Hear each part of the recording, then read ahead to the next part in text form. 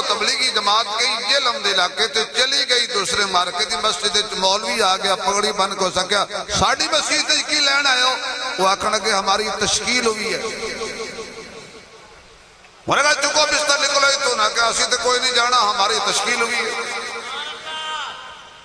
آخر کار مولوی صاحب نے بسترہ چکیا بار دوسرا بسترہ بار تیسرا بار اس جماعت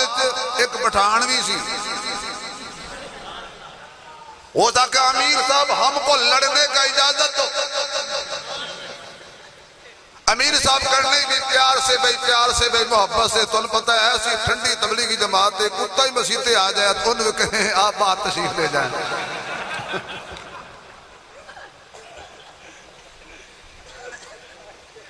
امیر صاحب کرنے بھی پیار سے بھئی محبت سے بھی اخلاق سے بھئی دین پیار سے پھیلا ہے مکی زندگی ہے گل کربلا تو ود گئی حالے مکہ پھر دے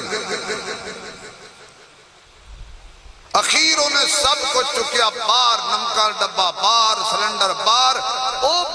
پٹھان بیچارے نے کعوہ رکھے ہویا سی تو انہوں پتہ ہے نسوار تے کعوے تے پٹھان جان بھی دے دینے نے انہیں کیا بیٹا سبحان اللہ ذرا کیونکہ جتے بنے ہوتے آگے جتے استغفر اللہ بڑھ دے تو سبحان اللہ ٹھوکی بیٹھا انہیں ماری نہ کک مولوی نے کعوے علی کتنی نو کعوہ کدے کتنی کدے پٹھان نو چڑھیا غصہ اس اینج کر کے بازو کھولیا امیر صاحب لڑنے کا اجازت دو نہ دو اب تو جہاد فرض ہے انہیں مارے نہیں مولوی نو اے تو گربان جو پکڑیا جیلم دا علاقہ ٹھنڈی سردی شدید سی ٹھنڈا پانی پہاڑی علاقہ اس پکڑے تو ٹوٹیاں دے تلے لے گیا تے مولوی دا سر تلے دے کے تو ٹھنڈی ٹوٹی کھول چھڑی اور تلو مولوی کمے تے کہ خدا کا واسطہ خان صاحب چھوڑو تے خانہ کے چلے کا ارادہ کرو وہ ساکیا تو چلہ کہنے